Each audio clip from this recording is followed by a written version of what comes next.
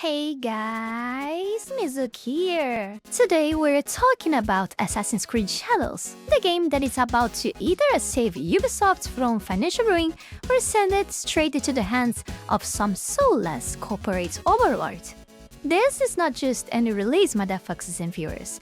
This is Ubisoft's last shot at proving they can still make a game that isn't a glorified tech demo wrapped in microtransactions. And guess what?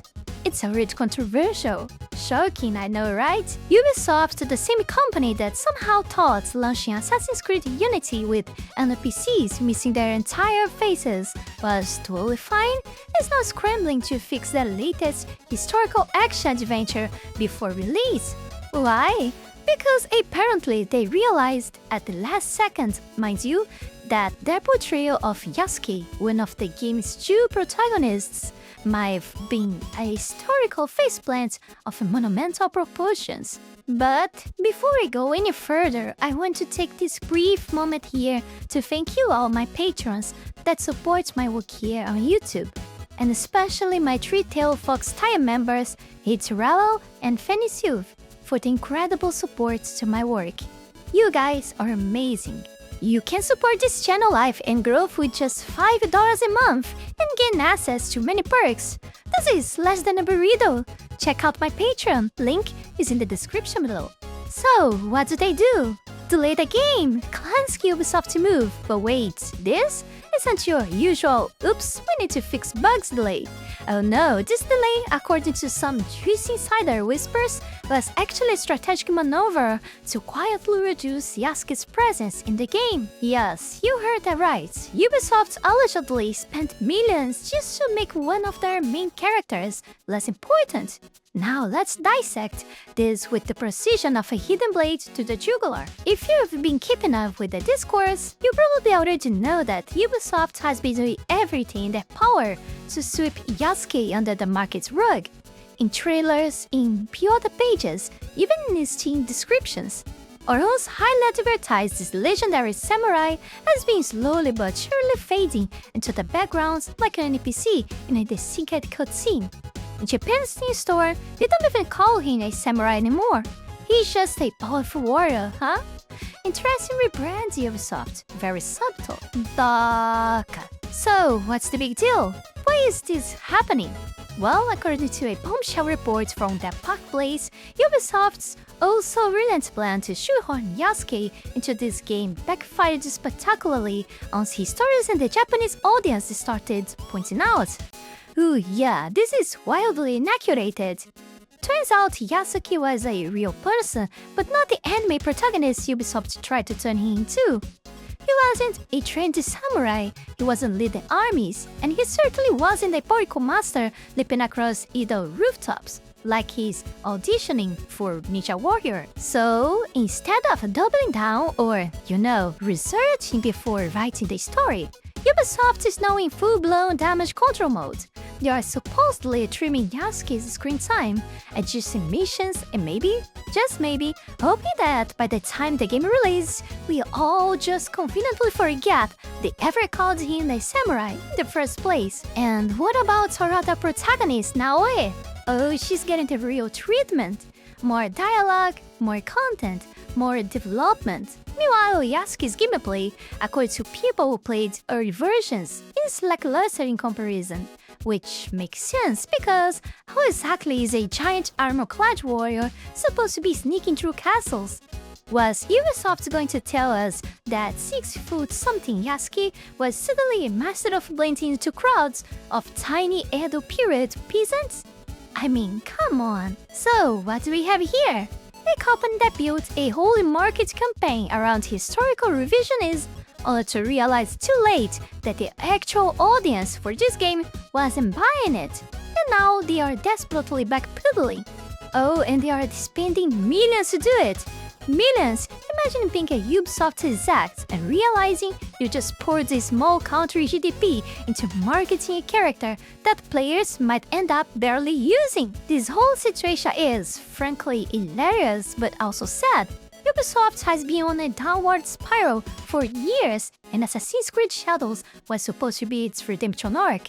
Instead, it's shaping up to be the game equivalent of a flimsy apology letter scribbled on a napkin. But hey, maybe I'm wrong. Maybe Ubisoft will pull off a miracle and Shadows will be the next Witcher 3 instead of the next Anthem. Or maybe we'll look back at this and say, yep, that is the moment Ubisoft truly lost the plot. Either way, I'll be here, popcorn in hand, watching this drama unfold. Ubisoft is scrambling like a headless chicken to fix their reputation in Japan. And by fix, I mean flailing desperately while the locals watch in horrified amusement. Because let's be honest, Ubisoft has already reached with the Western market. They know they've burned that bridge, set up the camp on the ashes, and are now just roasting marshmallows over the smoldering remains. Ubisoft fumbled the bag so hard, you'd think they were paid not to succeed. It's like they did zero research, slapped together whatever nonsense their creative team hallucinated after a Red Bull binge, and called it a day. Japan took one look at the historical inaccuracies, the entire weapon choices, and the bizarre architectural mistakes and went, nah, we're good here. Oh, and the release date? Absolute perfection! Ubisoft, in all their infinite wisdom, decided to drop this game on the anniversary of one of Japan's worst terrorist attacks. Imagine a Middle Eastern studio launching a September 11th timid FPS on September 11th. That's the level of genius we're dealing with here. At this point, I'm convinced that Ubisoft isn't just tone deaf, they are actively trying to get cancelled. So what's their master plan to fix this pure nightmare?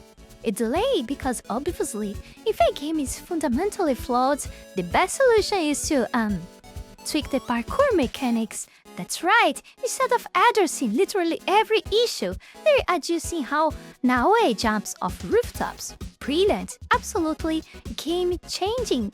Speaking of Naoe, or new Japanese protagonist who is suddenly getting way more screen time? Why?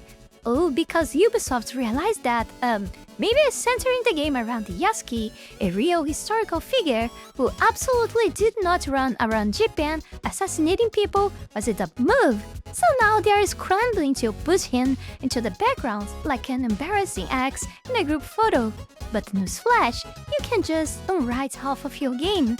You made this mess, Ubisoft. Now own it. And here is the best part. None of this would have happened if they had just listened to us. We asked for one thing. One single thing.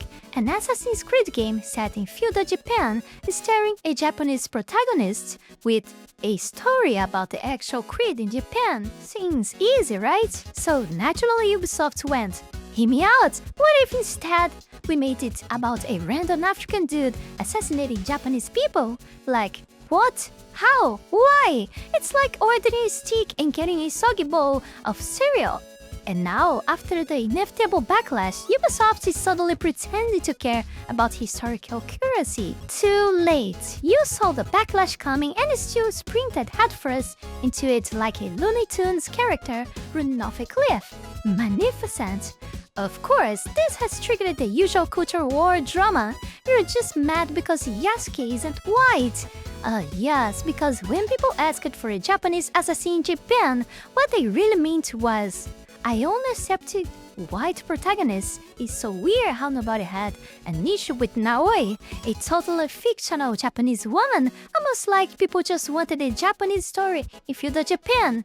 Who would be taught? At the end of the day, Ubisoft's problem isn't just diversity, it is stupidity. And the sad part, this game might be Ubisoft's last chance before they spiral into complete irrelevance.